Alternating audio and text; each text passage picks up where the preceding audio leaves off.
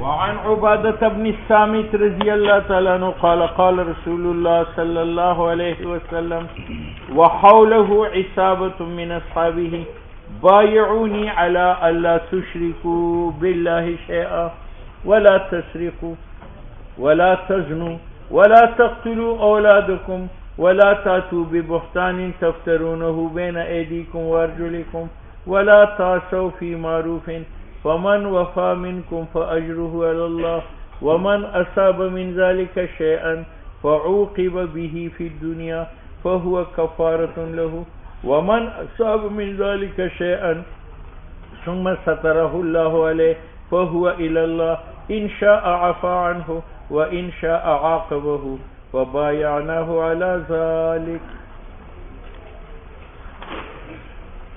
عباد ابن صامت رضی اللہ تعالی عنہ قال فرماتے ہیں قال رسول اللہ صلی اللہ علیہ وسلم کہ فرمایا رسول اللہ صلی اللہ علیہ وسلم نے اس حال میں وحولہ کہ آپ کے ارد گرد عصابۃ ایک مضبوط جماعت تھی صحابہ کرام سے.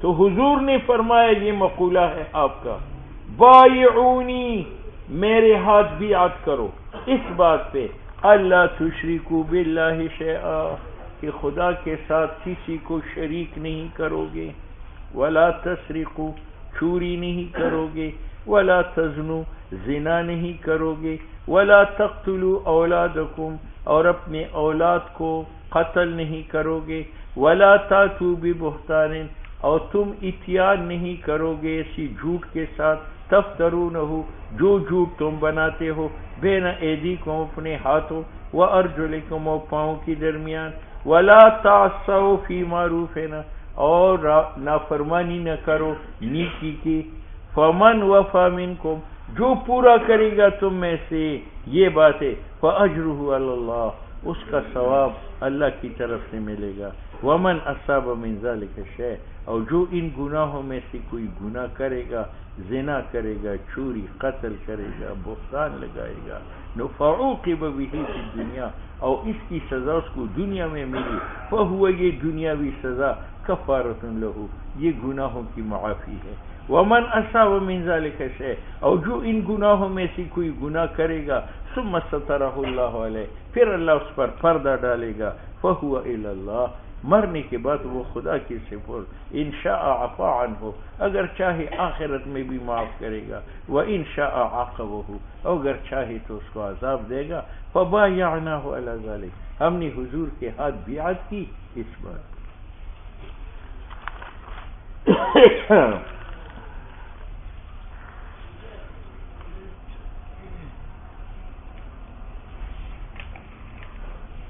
عباد ابن صامت رضی اللہ تعالیٰ عنہ فرماتے ہیں کہ فرمایا رسول اللہ صلی اللہ علیہ وسلم نے اس حال میں کہ حولہ آپ کے ارد گرد عصابۃ ایک بڑی جماعت تھی من اصحابی کیا فرمایا بایعونی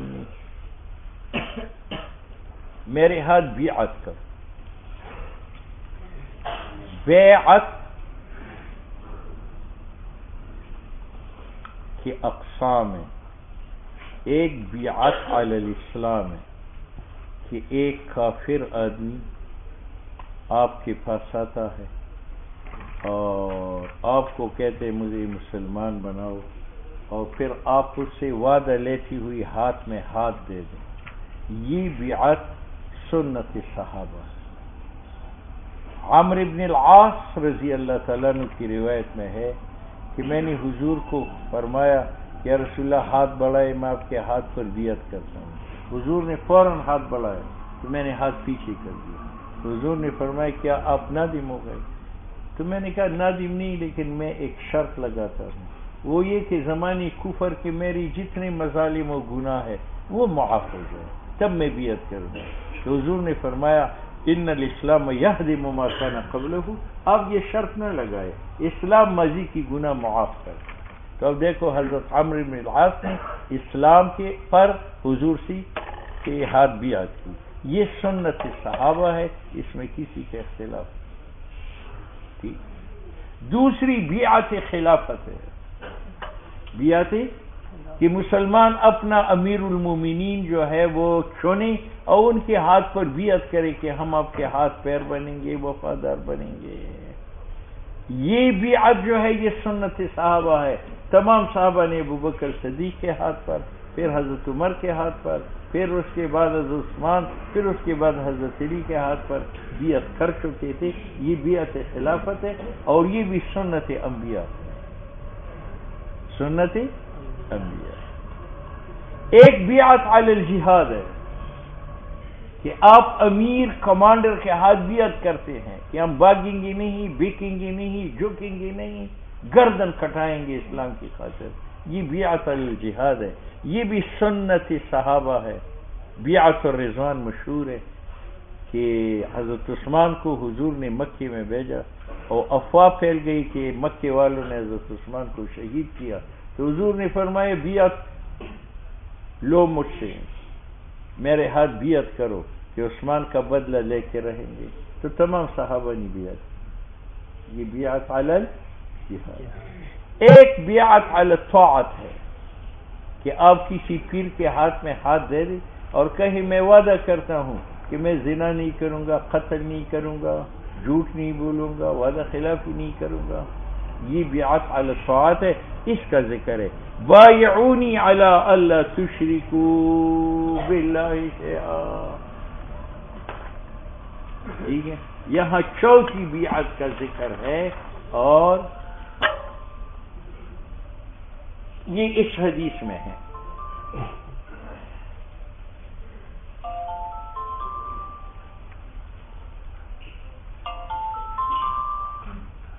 السلام علیکم. وعلیکم السلام.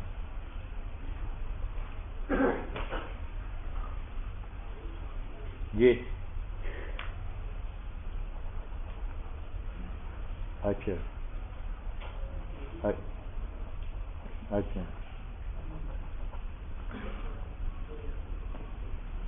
کہاں؟ لانگری والی میں ہے. اچھا اچھا. تو 11 بجے تشریف لائے، 11 بجے تک میرے اسواق ہیں. ہاں ہاں ہاں. اگر وہ نہیں آ سکتے تو میں آ رہا ہوں. ٹھیک ہے ٹھیک ہے. بزرگ آئے ہیں تبلیغ.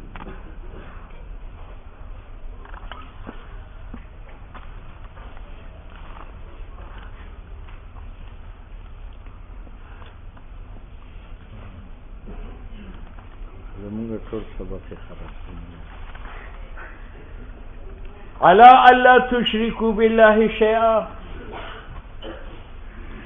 ایک بات تو بیعت کی قرینی کی. دوسری بات یہ کی ہے کہ عباد ابن صامت رضی اللہ تعالیٰ عنہ فرماتے ہیں کہ حضور نے یہ بات اس وقت فرمائی حولہ عصابۃ من اصحابہ کہ آپ کی گرد گرد صحابہ کی جماعت تھی اور صحابہ کرام تو مسلمان تھے اور مسلمان شرک نہیں کرتا. تو حضور کیوں فرماتے ہیں اللہ تشرکوا باللہ شیئا؟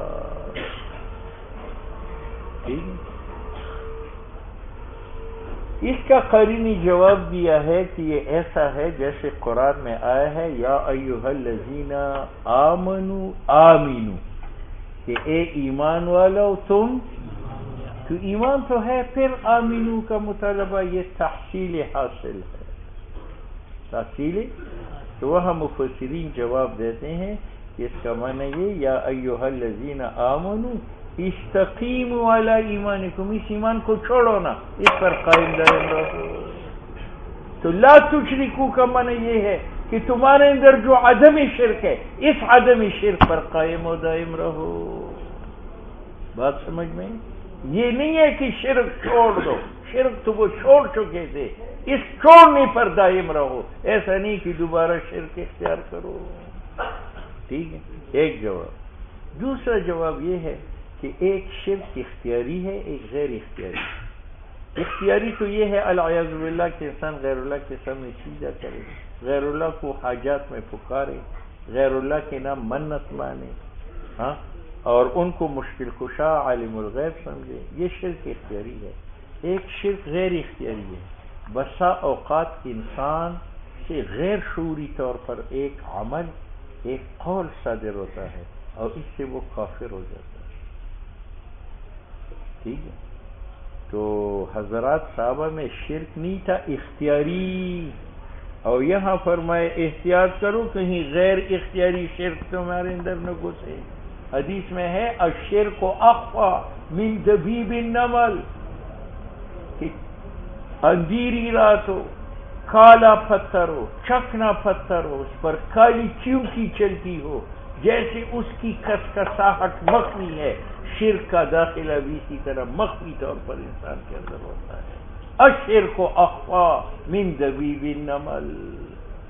جس طرح غیر شعوری طور پر چیونٹی چلتی ہے آپ کو پتہ بھی نہیں ہے، اسی طرح کفر گھس جاتا ہے انسان کو پتہ بھی نہیں ہوتا. ٹھیک ہے. اس لیے فقہا لکھتے ہیں کہ جو لوگ مجلس میں بیٹھ کر علماء کا مذاق اڑاتے ہیں، ایک دوسروں کو سرانوں کے ساتھ پھینکتے ہیں، لیٹتے ہیں، ہنستے ہیں، دین کا مذاق اڑاتے ہیں، وہ سب نکاح ٹوٹ جاتی ہے، دار اسلام سے خارج ہوتے ہیں. حالانکہ ان کو پتہ نہیں ہے کہ ہم کافر ہو گئے، وہ کہتے ہیں ہم تو مذاق کرتے ہیں. لیکن مجلس میں علماء کا مذاق ہنسنا یہ انسان کافر بناتا ہے. تو یہاں لا تشرکوا باللہ شیئا کا معنی یہ ہے کہ کہیں غیر شعوری طور پر شرک تمہارے اندر گھسے نا.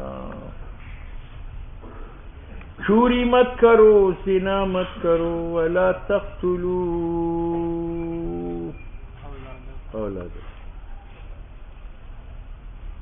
اور یہ تینوں گناہوں سے بچنا علم کی ذریعہ ہوتا ہے. میں نے آپ کو بتایا انسان کو اللہ نے قوت عقلی دی ہے، اس میں غرور ہے، اس کی انتہا شرک پر. لیکن جب علم کی وجہ سے عقل عاجز ہو جاتی ہے تو شرک سے بچ جاتا ہے. دوسرا انسان کے اندر قوت شہوت ہے، اس کا معراج زنا ہے. لیکن جب انسان علم کا پانی شہوت پہ ڈالے تو وہ اعتدال پر آ جاتا ہے، تو زنا سے بچ جاتا ہے.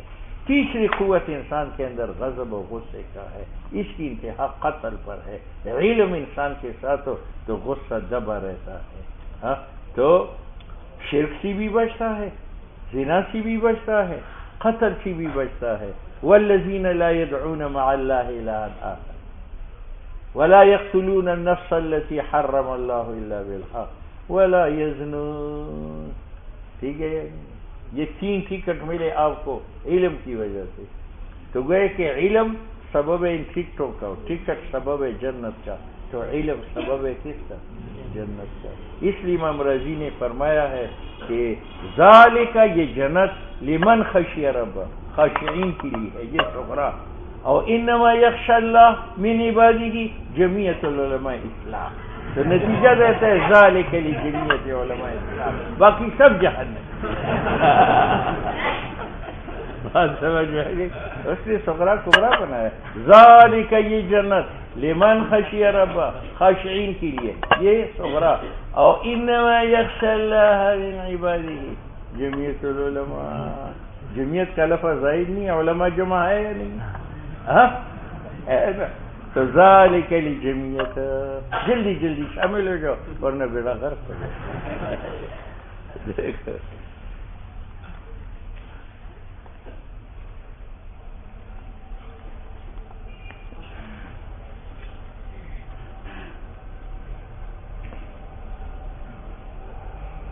چوری مت کرو، زنا مت کرو، قتل اولاد کا نہ کرو. قتل اولاد کے اسباب دو تھے. ایک بیٹیوں کا قتل کہ کل ہمارا کوئی داماد نہ بنے، ہمارا کوئی داماد نہ بنے. اس لیے مکے میں دو جگہ تھی. ایک پلین جگہ، اس میں جا بجا کنویں بنائے گئے تھے. عورت کی ولادت کا وقت قریب آتا تھا تو وہ جا کر اس کنویں کے اوپر بیٹھ جاتی تھی، دایاں پیچھے ہوتی تھی. جب بچی پیدا ہوتی تھی کنویں میں گزارتی. آج وہ کنویں بند ہے، لیکن سعودی حکومت نے وہاں 3 پتھر رکھے ہیں کہ یہ یہاں لڑکیاں دفنائی جاتی تاکہ ہمارا کوئی داماد نہ بنے. اور لڑکوں کو قتل کر اس سلسلے میں ایک پہاڑ تھا، یہاں غریب لوگوں کی لڑکیاں دفن ہوتی تھی. اور مکے میں ایک پہاڑ ہے، اس کو کہتے ہیں جبل سبع بنات، اس میں امیروں کی لڑکیاں جو ہے وہ دفن ہوتی. اور لڑکوں کو قتل کرتے تھے غربت کی وجہ سے کہ ہم اپنا پیٹ نہیں پال سکتے، ان کو کیا پالیں گے. لا تقتلوا اولادکم خشیۃ املاق نحن نرزقهم وإیاکم. ان بچوں کو اللہ نے پہلے پیش کیا نحن نرزقهم، اس کا معنی تمہیں بھی جو رزق ملتا ہے بچوں کی تو مل جاتا ہے. ٹھیک ہے. اچھا تو اللہ نے فرمایا ولا تقتلوا اولادکم ولا تاتوا ببہتان، اور ایسا جھوٹ نہ بولو جس کو تم بناتے ہو پیر اور ہاتھ اور پیروں کی درمیان. کیا مطلب؟ یہ خاوند ہے، یہ اس کی بیوی نے یاری لگائی پھر بگاڑا کے ساتھ، پھر بگاڑا نے اس کو ٹھیکا لگایا، بچہ پیدا ہوا، وہ بچہ 2 پاؤں میں اور 2 ہاتھوں کے درمیان بنا، اور جب بچہ پیدا ہوا تو اس کو کہتے ہیں سیٹ صاحب مبارک ہو، صاحب زیادہ تیرے گھر آیا ہے. تو یہ جھوٹ نہیں ہے، بھیجا تھا تو پھر بگاڑا نے، اور منسوب کیا کس کی طرف؟ شیر صاحب کی طرف. ٹھیک ہے. تو اللہ نے فرمایا ولا تاتوا ببہتان، ایسا جھوٹ نہ بولو جو جھوٹ تم نے بنایا تھا 2 ہاتھوں کے درمیان اور 2 پاؤں کے درمیان. وہاں تو دوڑ لگا رہا تھا پھر بگاڑا، اور مبارکباد دیتی ہو کس کو؟ شیر صاحب کو. ٹھیک ہے. ایک آدمی باہر ملک تھا، اس کی 2 لڑکے پیدا ہو گئے. کسی نے کہا یہ کیسا؟ کہتے ایک مرتبہ یہ خواب میں آئی تھی، ایک مرتبہ میں خواب میں آیا تھا، مل گئے 2 بچے میں.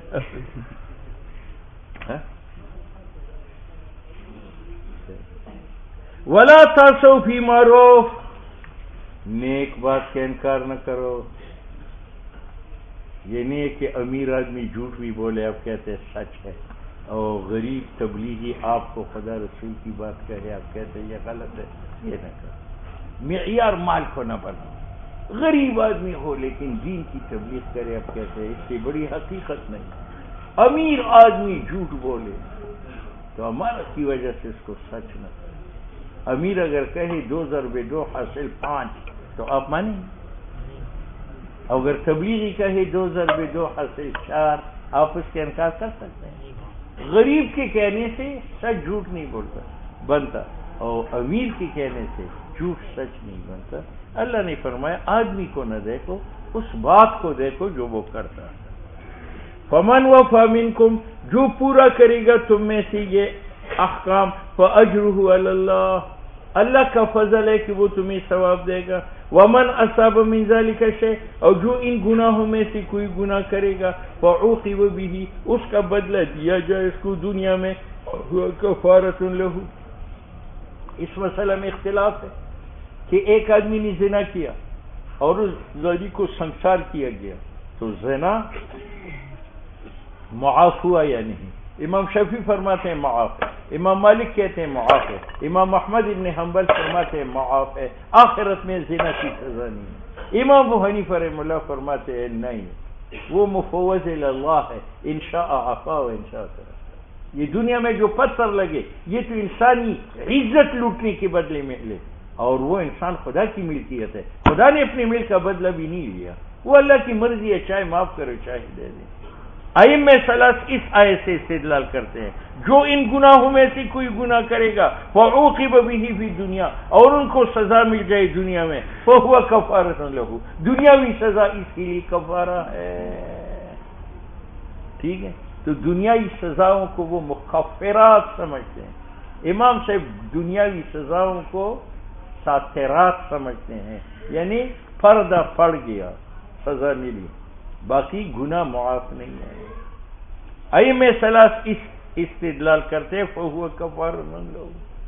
امام صاحب اس روایت کا جواب دیتا ہے کہ عوقبہ سے مراد سنساری حدود نہیں ہے کہ زانی کو حد لگ جائے، قاتل سے قصاص لیا جائے، چور کا ہاتھ کٹ جائے، شرابی کو کوڑے لگ جائے، یہ سزا مراد نہیں ہے. عوقبہ سے مراد ہے جسمانی بیماری. ایک آدمی نے زنا کیا، وہ بیماری میں مبتلا ہوا، غربت میں مبتلا ہوا، پریشانی میں مبتلا ہوا، تو بیماری اور سی گناہ جڑ جاتے ہیں. تو اس سے مراد حدود ہے یا جسمانی تکلیف ہے؟ بات سمجھ میں آ گئی.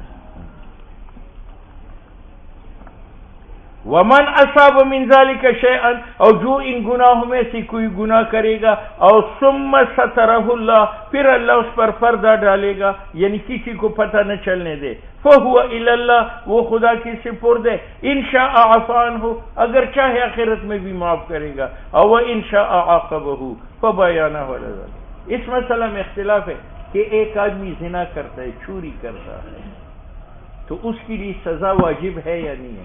تو معتزلہ کا اور خوارج کا مذہب یہ ہے کہ عقاب عاصی کا واجب علی اللہ ہے، خدا پر واجب ہے کہ زانی کو آخرت میں سزا دے، چور کو سزا دے، شرابی کو سزا دے، عقاب العاصی واجب علی اللہ۔